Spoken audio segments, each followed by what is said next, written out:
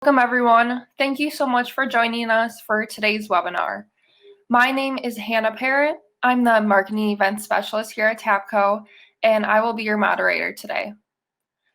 Today we are presenting on proven ways to maximize intersection safety for all road users. Just a little housekeeping before we get started. If you have any questions during the presentation, please type them into the chat box located on the right-hand side of the screen. I may interject with questions throughout the presentation, but the majority of questions will be saved for the Q&A at the end. Throughout the presentation, we will offer a few poll questions. These will pop up on the right-hand side of the screen as well. At the end of the presentation, we will be sending out a recording of this presentation along with relevant material within the next few days, so you don't need to worry about taking notes. If you would like to receive a PDH certificate, please send me an email after the presentation. My contact information is on the screen now, and I will also include this information at the end. Today we will be discussing core technology of each TAPCO system, speed control solutions, pedestrian crosswalk systems and enhancements, school zones, rural intersection conflict solutions, government funding, and then we've saved some time for a Q&A at the end. A little bit on TAPCO before we dive in. I'm sure most of you are familiar with TAPCO, but for those who don't know about us, we've been in business since 1956. We're a third-generation family-owned company based out of Brown Deer, Wisconsin, and we pride ourselves on our 4 core strengths of quality, innovation, service, and expertise. A little bit on our speaker before we get started. Kyle has been with TAPCO for nearly a half a decade. Since starting at TAPCO,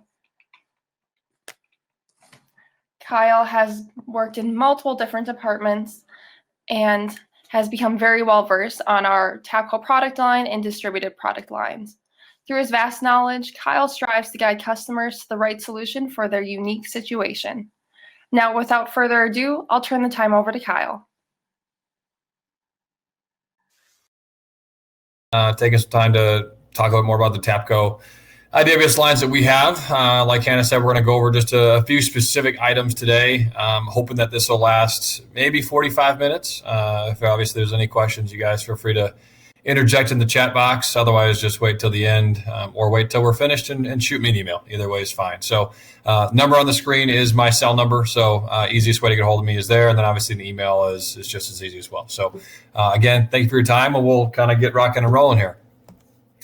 The first things that we're going to cover is pedestrian safety on our crosswalk systems. So again, what we do at the mid-block section is here. So the majority of what TAPCO does in the Southeast and North and South Carolina is going to be mid-block crossings. We don't really dabble in the signalized intersection area. So anything that has to do with mid-block crossings, pedestrian safety enhancements, that's where we're going to live most of the time. So look at the screen here going left to right. You got the RFB, rectangular rapid flashing beacon. That is one of the most commonly used ways to enhance a crosswalk. The wig-wag plus S pattern is, in my opinion, one of the better ways to grab attention to drivers when someone is trying to cross. In the middle there is our LED enhanced blinker sign, so your standard W11-2 or any other MUTCD compliant sign can be LED enhanced, but that's what you see on the screen there. Then on the far right is our dual vertical beacon setup. Again, that is a wig-wag pattern, so top on, bottom off, those kinds of things back and forth. So that's just a quick overview of those specific items there. We're going to get into some of the technology here per system. So the RFB, it does meet MUTCD interim approval as far as flash pattern, brightness, things like that. Like I just mentioned a second ago, the WW plus S flash pattern is the new MUTCD compliant pattern. Again, in my opinion, is one of the better flash patterns that is out there to bring awareness to these crosswalks. Again, like I mentioned a minute ago as well, mid-blocks is where we live. So these will only be used at mid-blocks can only be used by a push button or another form of activation. They cannot flash 24/7. Reason I feel so strongly about the RFB is because of that the stat you see on the screen there, and the yield rate is at 90%. If we go to the blinker sign, it's a little bit lower just because of, I think, believing the way in it flashes. So going back to the RFB, this is the light bar. This is the TAPCO made RFB light bar that we would provide in any system. The LEDs are dimmable. So based on the solar panel and the ambient light that is hitting it, we are going to be able to dictate how bright those LEDs are. Obviously, a bright sunny day, they'll be at their brightest. And then obviously in the dark of night, they'll be at their lowest. So in between there, it does fluctuate so that we're not blinding people at night with the brightness of the LEDs. So that is one great feature that we have. The bracket can be articulated based on orientation where it's mounted on the side of the road. You want these pointing directly at traffic. So if it's off a little bit, it won't be as bright. This bracket allows you to get it directly online with your visual field. On the side of the RFB, you can see on the right side of the picture here is a PET indicator. So we'll pop those out. There's actually a plastic cover on each side. So depending on which side of the road it is, take a flathead screwdriver, pop it out, and it basically allows you to give the pedestrian a notification that someone is sitting or standing there and that it's on. So very good there. And the mounting bracket uses on any size pole. So whether you got a 2-inch square up to maybe a potential utility pole, you can mount this to any of those. So again, that is our RFB light bar. Back into the blinker sign. Again, all of this, everything we do is MUTCD compliant. We don't want to provide anything to you guys that is not compliant for the standard roadway. It does flash in accordance with the 2A-07 pattern, which for us is just on-off. There's no other pattern that flashes in. It's just an on-off pattern. Again, definitely great for intersections and high volume for pedestrian volume, but again, I would probably lean you towards RFB, but we do have the blinker sign option as well. As the RFBs, they do reduce they improve drivers to slow down by 53%, which is a huge increase on that side of things compared to a static sign. The technology behind our LED enhanced signage is the best on the market. It's a standard .080 aluminum grade sign. Our LEDs are ultrasonically welded into the sign. So as far as vandalism, they're very, very difficult to get out. They are on the DG3 or the diamond grade sheeting, aluminum sheeting for the sign itself. So as far as reflectivity, you have the highest reflectivity in the sign as well as the LEDs themselves. On the right side, we do wire these in a panel form. So all the wiring is around the edges and is enclosed with that sealant. So as far as tempering, weathering, any vandalism, the sign itself is good to adhere to most of those issues that you may see in the field. And then the LEDs do have 100,000 hour life hour expectancy, so they're going to last forever. The LEDs, if the LED goes out, it's typically not an LED issue; it's something else within the system. Beacons themselves, they are IT compliant. 12-watt options are available as well, but again, like I mentioned before, everything we do is MUTCD compliant. We do have different options for the beacons. You can do 8-inch or 12-inch. Either one is fine. Most common is 12. They do come in a most commonly sold with a black visor. We can also do amber or yellow, whatever you consider it.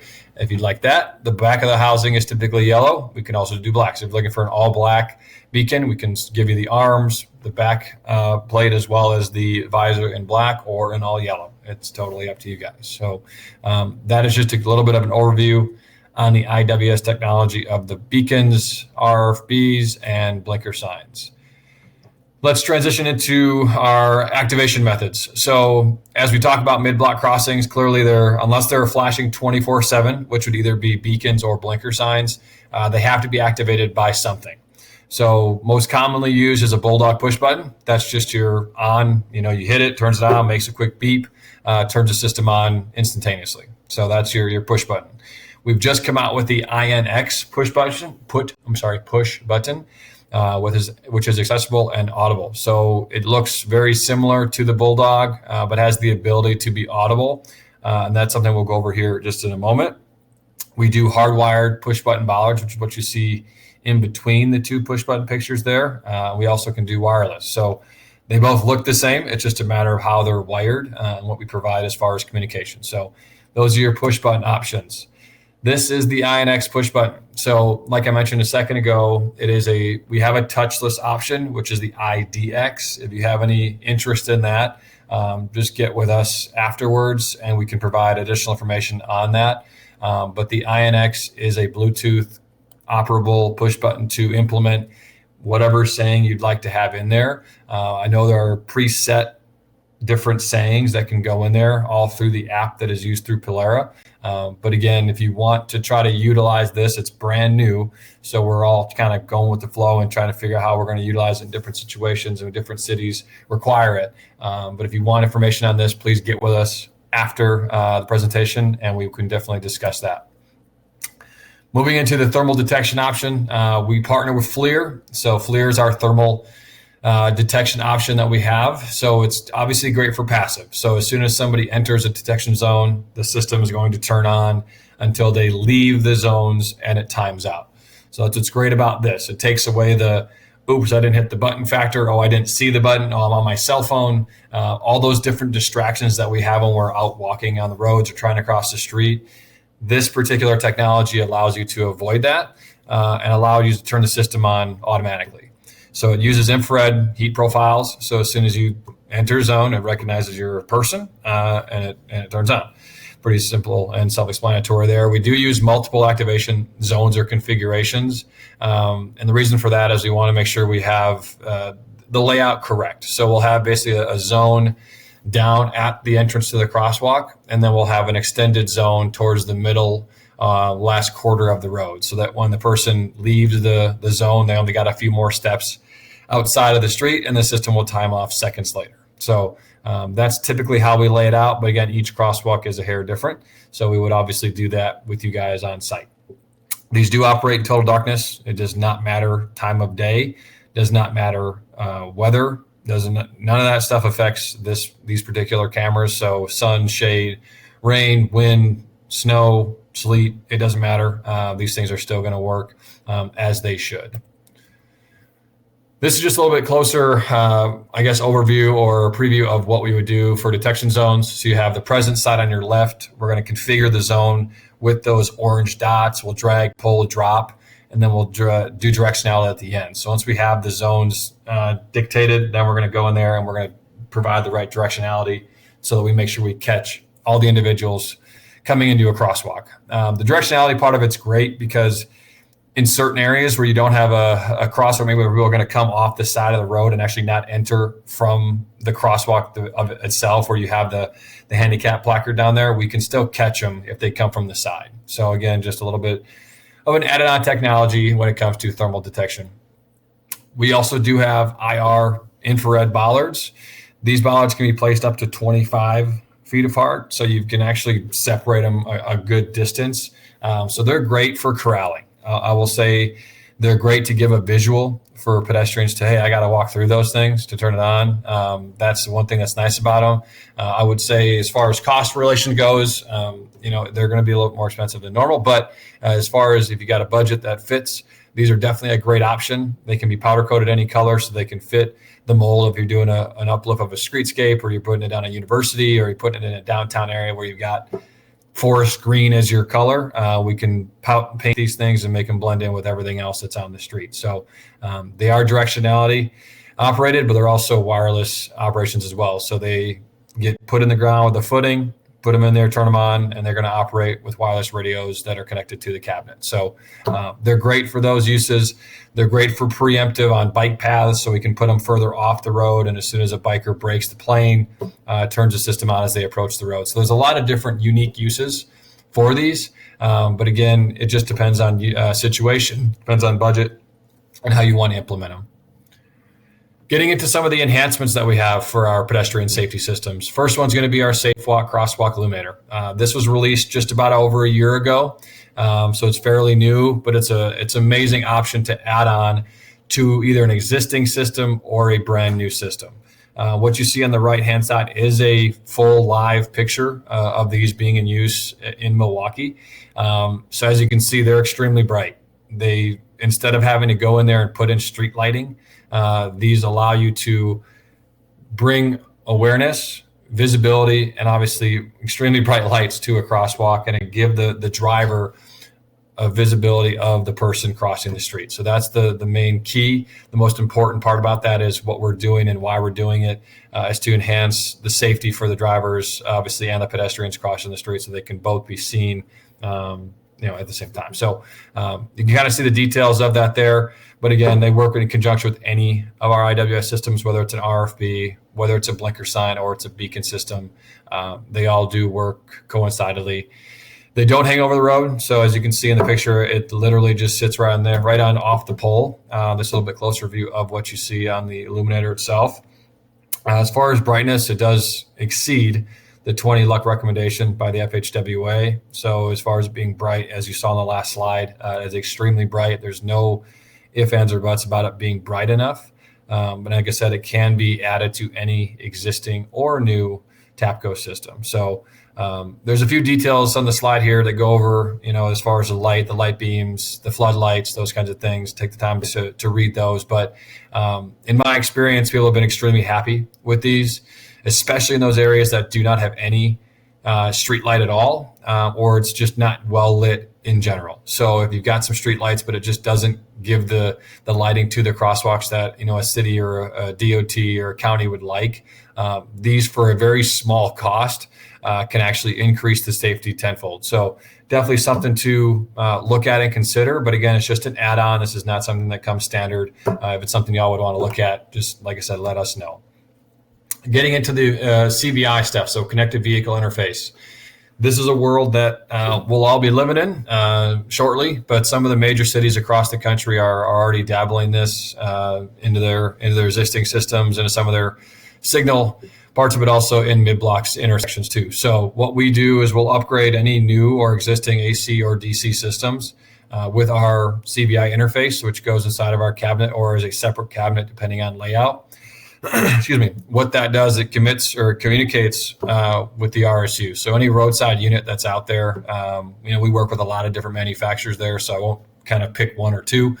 Just depends on what the city or county is using or DOT is using. So we'll work with that. Again, transmits data via the DSRC or any 5G network. And then for us, it can integrate with local ETMS. So for us, it's a great enhancement to bring awareness to people inside the vehicle that someone's crossing the street.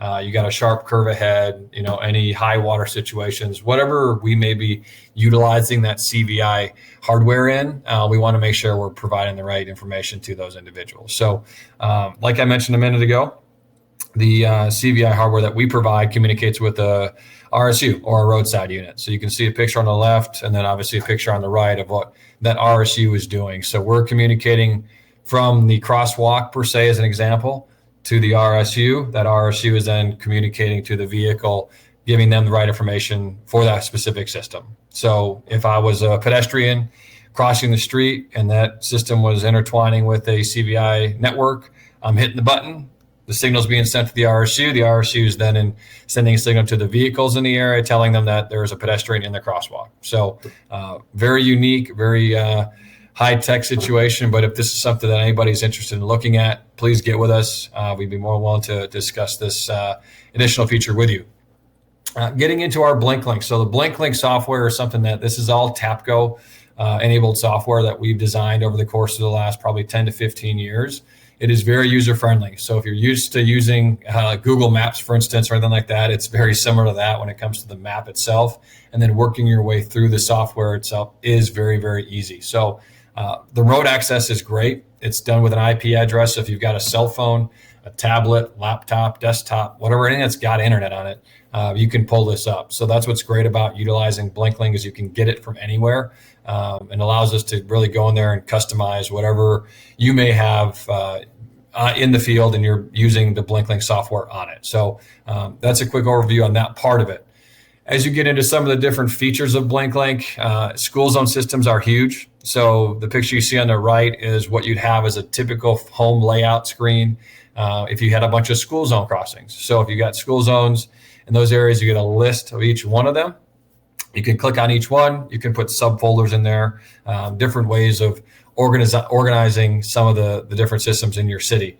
So it just gives you a lot better overview of what's out there. It also gives you the ability to check on the system status. So if you, for some reason, get a call from somebody saying, "Oh, I don't think the beacons are working." You can log in and you can go to that particular location and they'll say, "Oh yeah, the solar's down," and then obviously go out there and figure out why. Whether it's the battery's dead, it's not getting enough solar, there's been some vandalism to it, whatever it may be, you can actually go in there and physically see that on a day-to-day basis. So that's what's nice about that part of it. So it gives you data, gives you a lot of different things, gives you a lot of ability to have some customization there. As we get into some other school zone features, this is your calendar. So in a lot of the customers that I've worked with in the past, they've either got our system, or they've got maybe a different system out there, or they have the manual time clocks. With manual time clocks, you've got to take the time to drive out to each individual beacon and set the time clock manually. What the BlinkLink does, it eliminates that need. So there can be one person in the office that's responsible for setting the schedule every single year. If you have any kind of weather related delays. So for me, I live in Wilmington. Every year we seem to get a hurricane. So if we get a hurricane in the middle of the week and we got to cancel school, or we've got to get out of school at noon because it's going to hit, you can go in there and you can change this, the time frame in there to do that. If you live in the western part of North Carolina or the northeast part of South Carolina, snow is sometimes an issue. I know Asheville's been hammered by snow recently. So if you've got a snow day or it's coming in and you got to change time frames, you go in there and do it manually instead of sending somebody else out in the weather to do it themselves. So just it gives you a lot of flexibility depending on year, depending on weather, all those different scenarios. Getting into the alert side of our BlinkLink, this is used in a few different situations within our systems. Biggest one being wrong way. So if anyone on here is looking at wrong way situations, this will be in every single system. Because the first thing we want to do is obviously give the driver the alert that they're going the wrong direction, but we also want to give the right authoritative people an email, a text, and the alert through the system that, hey, there's a wrong way event happening, X, Y, and Z. So that's what this does. We have alert-based systems that can give you real-time information on what's happening, where it's happening, and why it's happening. So at this point, we utilize it wrong way. We utilize these at high water situations, so any flood zone system that we have, but also we use them in a overheight situation. So again, we can utilize them in a few different other scenarios, but those are the three main ones that we utilize these in, and biggest being wrong way. So if you do get an alert, there's going to be an SMS, text, or email sent to any participant in that field. So that's all up to the end user. They can put as many people on that alert list as you'd like. It can be one person, it can be 200 people. It's totally up to you guys. So that's the one great thing about it, is you can put as many people on there. I'm not sure everybody wants to get those alerts if they're on the list, but the ones that do need them, we want to make sure that they're on there.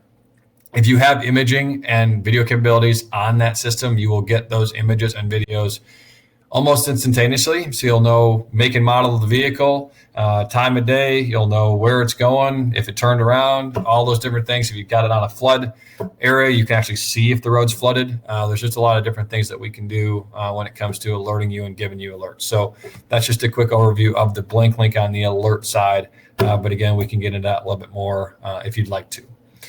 Moving on to school zones. We've got a few different options when it comes to warning drivers of school zones. First one being our beacons. So we've got a few different ways of doing this. We've got the IWS solution is to slow down, obviously, during certain times of the day when you have kids are present in school zones. So you can do activation methods through a time clock. We already went over that in the BlinkLink side. If you'd like to go manual time clock, you can certainly do that. We have that capability as well. And you can do 24/7 operations. This is what we got on the option side, blinker sign on the left, and then blinker beacon on the right. So most common is going to be your beacons. That's typically what we see in a school zone, is a dual vertical beacon. We also have seen certain cities and counties, even DOTs, go into a blinker sign. So you can do either one and give it, obviously, operate it on a time clock or through an activation, depending on what you're looking at. Excuse me. These are our time clock options. On your top, that's your schedule. Just went over that a few minutes ago. Cell phone utilizing BlinkLink to change the schedule and retrofit is your right-hand side. So if you have an existing system in the field, we can retrofit that particular manufacturer to utilizing our time clock. So that would be utilizing their beacons, potentially using their controller. We're just putting in the time clock. That's either going to be cell modem based with BlinkLink, or it can be a retrofit straight manual. Totally up to you guys. So we do have the ability to do all of that, but that is our time clock activation for school zones. Moving out of the school zones and some of the pedestrian stuff, we're going to get into some speed awareness. Here's some more of the traffic safety side of things.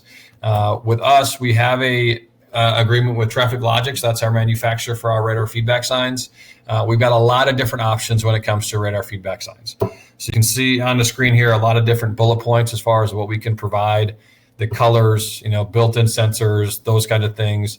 We have a lot of different options, anywhere from an 11-inch digit all the way up to an 18-inch digit. So we've got a lot of different options there. Most commonly used is probably the Evolution Series 12 and 15, upwards of 18 if you're really looking at a large sign on a little bit higher speed road. So you've got a solar option, you've got an AC option, and you can also do battery. So if you're looking to have these kind of be mobilized and move around from place to place, we could certainly provide battery powered, and then you can move them around at will and just maybe buy an extra couple batteries so you can swap them out while the other ones charge. So we can do kind of everything there. They can go on really any size pole, 2-inch square, utility pole, 4-inch, half-inch, doesn't really matter. And we provide a universal mounting bracket with a majority of these as well, so they can actually slide on and slide off and lock in place. That's the one great thing about them. The one thing I will mention with these newer Evolution series is they do have the ability to have a red LED. So where in the past you probably only seen white or amber LEDs in the sign, we do have a option for an Evolution series that comes with 3 LED colors. So your amber, your white, and then also red, which for most of us know, if a red LED is flashing at you, you're more prone to slow down than to a yellow. So it's just another enhancement they've added there. They also do include 1 year of data collection. So these do come with data collection at no cost if you would choose the Evolution series. So you can have for 365 days, you get free data collection to take a look at it, see if you like it, and then you can renew at the end of the year or not.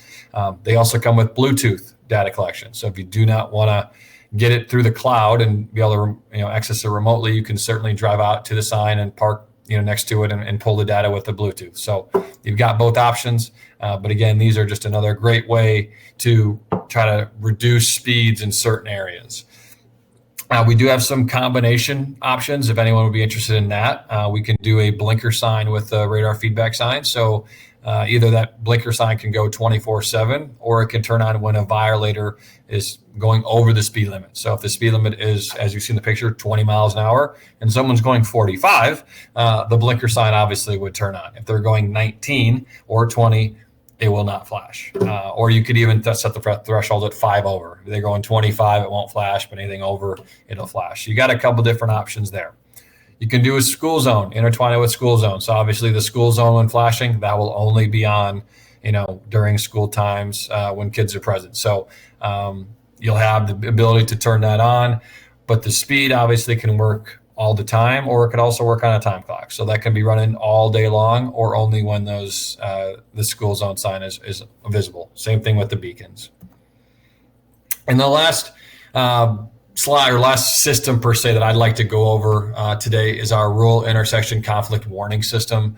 This is becoming much more popular in the Southeast, North and South Carolina. It has these, I think, throughout parts of the state, mostly blinker beacon or just beacons, I believe. So I'm going to go over this just real briefly, explain kind of how we do it and what options are. So in our intersection conflict system, it's a intersection that's got a major road and a minor road. Obviously, major road is not stopping and the minor road is. So for us, what we want to do is detect the vehicles entering the intersection. So we typically are going to detect the vehicles coming to the stop sign. So if you have and we can utilize a few different options there. We can do a radar activation, which is set up for about 200 to 300 feet of detection, which can be placed right on the stop sign there. You can kind of see in the picture, there's a little yellow beam that's going out. That's essentially where that radar would sit. So once that detects a vehicle, it's going to illuminate blinker signs, beacons, or if you'd like to do blank out signs, you can do those as well on the major road to warn that major driver that someone's entering the intersection and be aware. So you can do it. That's usually how we set these up. You could go vice versa. You could set up a radar on the major road and tell the person coming to the stop sign that someone's coming down the main line, and they don't stop. However you want to indicate it, you can certainly do that. But as you can see, the studies have shown that these do reduce crashes by a good percentage, 30%, obviously severe crash reduction at two-way stops, and then 54% crash reduction on roads where speeding is common, right? So we all deal with that in any state, doesn't matter which state you're in, especially in these rural areas, speeding is common. We're all driving down the road every once in a while and maybe 55 and you're going 60 and someone passes you going 80. So it's just one of those things where we want to give as much preemptive warning that we can. As far as other options is in detection, we have used FLIR. So we use a FLIR traffic camera to detect vehicles. That's a little bit more reliable on the detection side. Radars are great, but depending on layout, there may be some background noise, different things happening that you could get false calls. So in order to really deter that, using a FLIR traffic camera eliminates that because you can set the zone, you can customize everything, and you'll pick up the vehicles when they're approaching on the road itself. So we've got some options there. We also utilize these not only in rural areas, we also utilize them in T intersections, blind curves, blind driveways, things like that. So I know for me, living on the eastern side of the state, it's fairly flat out here. So you don't have a lot of terrain to worry about when cars are coming, more vegetation than anything. But as you work your way towards the western part of North Carolina and even South Carolina, as you kind of work your way towards Greenville and Spartanburg and that area, you're going to have terrain. So you've got an area that you come over a hill or around a corner, and your line of sight is not very good. We can utilize this style system to warn that person that's entering the major road that a vehicle is approaching from either side or both sides. So just another option that we have out there for you guys to take a look at. The last thing I'm going to cover is government funding. We get asked every once in a while, how can we fund our project? What kind of funding is out there? We do have a specific lady here at TAPCO that does this not full time, but has a really good eye for it. So if anybody is interested in some of the government funding, please email me afterwards or email Hannah, and we can certainly get you some additional detail. But the bullet points on the screen here are really what are we prioritizing the government funding for? Obviously, pedestrian and bicycle safety is number one for most people. But then you have automated vehicles, resiliency, tribal road safety, vehicle, wildlife crash mitigation, and obviously national highway system. So there's a lot of different things that people try to get funding for. But for us, the biggest stuff is pedestrian and bike safety. We'll do obviously any traffic safety related system. But if you guys have any questions there, certainly get with us.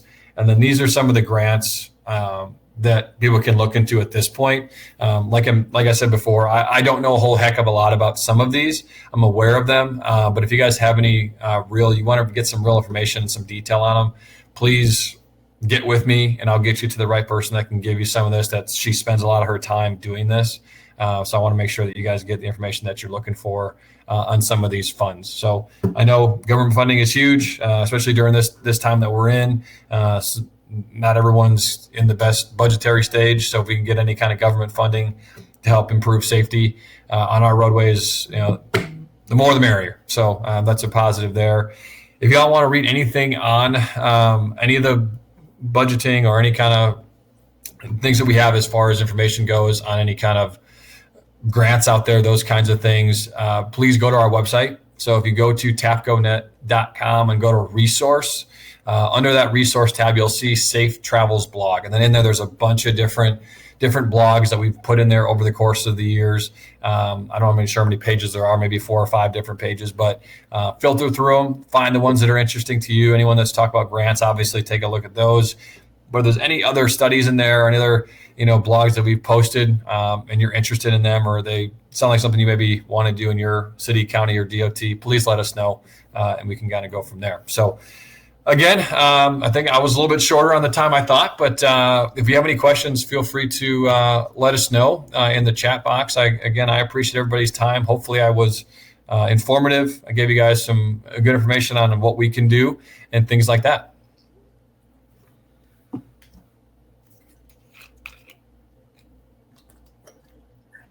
If you want to join our discussion, I see we already have a few questions out there. Kyle, the first question I have for you is, for pedestrian crosswalks, can you go with a solar if you want to have thermal or any nighttime visual enhancements like Safe Walk in the future? Yes. Yeah.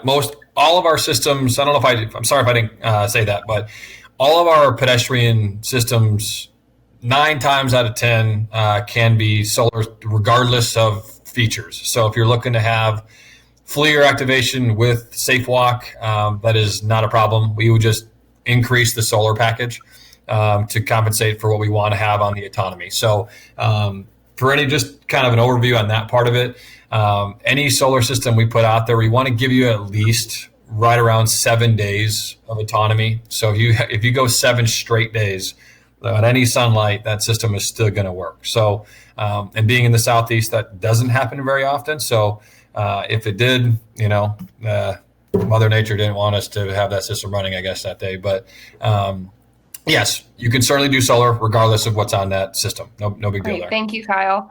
I see we just got a question from Dirk. Mhm. The town of Holy Springs had 8 TAPCO RRFBs installed in the past. Back then, we could not find contractors through a regular bidding process. Therefore, we partnered with TAPCO and found a local contractor to install those devices, but found out that that contractor was not really trained or had the attention to detail. Does TAPCO have a database of qualified contractors that can install these devices, or are most municipalities use their own public workforces for this? Dirk, totally up to you guys. It's kind of a 50-50 split depending on the area. A lot of towns or cities will use their public works people. We do send a user manual with all of our stuff. So a user manual is only as good as people that use it. So as long as they're utilizing it, if they have any questions and they don't ask, that's kind of where we run the issues. But if there are any questions, we would love for them to reach out to us direct and get with our techs and make sure that they're installing it right at that point. So that is one way of doing it. But yes, we do have some contractors in North Carolina that we've utilized in the past. And if you would like to install more of these, just get with me personally, and I can get you the contact information for the contractors that we've utilized or have used in the past that install a lot of these systems throughout the North Carolina area. So I know you guys are outside of Raleigh. We've got one in Fayetteville that's pretty good. So that's not too far. But if you have any questions on the contractor side, we can certainly try to get you one. Great. Thank you, Kyle. And one more question. What sort of maintenance should be considered for long-term use of RRFB solar or AC-powered crosswalk signals? I would just make sure the maintenance on all of our stuff actually is fairly easy. There's not a whole lot of maintenance that needs to be done, especially in the Southeast. We don't really deal with a ton of snow and things like that would cover up solar panels for a long period of time, because obviously if that's happening, the batteries are going to die and the system's going to go down. So in that scenario, you're fine. But if you live in the western part of the state and you do have some cold weather and it snows a good amount and you've got a bunch of solar systems up, my recommendation maintenance wise is to get the snow off the solar panels. Otherwise the system's going to go down. So that's the one thing there I'll mention. Outside of that, depending on the system that you've got, if you have a side of pole mounted system where you have a separate control panel, I would just check it yearly and make sure that the voltages are good on the batteries. Make sure there's no debris inside. No somehow birds have gotten in there, which is very, very unlikely. We just want to make sure that everything is clean inside the cabinets. If you live in a very dusty area and you've got any kind of cameras out there, I would clean the lens of the camera on a frequent basis, because if that gets dirty, then you're just hindering the visibility of the camera. And then same thing with solar panels. Dust doesn't affect it that much, but as clean as you can get it, the better off you are. But rain obviously will clean the solar panel fairly often. So if you're in an area that it rains good, you're fine there. So outside of that, maintenance is pretty simple. Just make sure that the cabinets stay clean. Make sure the panels obviously don't have anything. And if you're using cameras, just make sure that they don't get covered in any kind of debris or dust or dirt. Great. Thank you, Kyle. It looks like we answered all of the questions here. Yep. So we really want to thank you all for attending. As a reminder, we will be sending out all relevant links and a recording to the webinar within the next day or two. If you would like to receive a PDH certificate, please send me an email. You can see my contact information on the screen now, as well as Kyle's information on the screen. Thank you again, everyone. We hope to talk to you soon, and have a great rest of your day and week.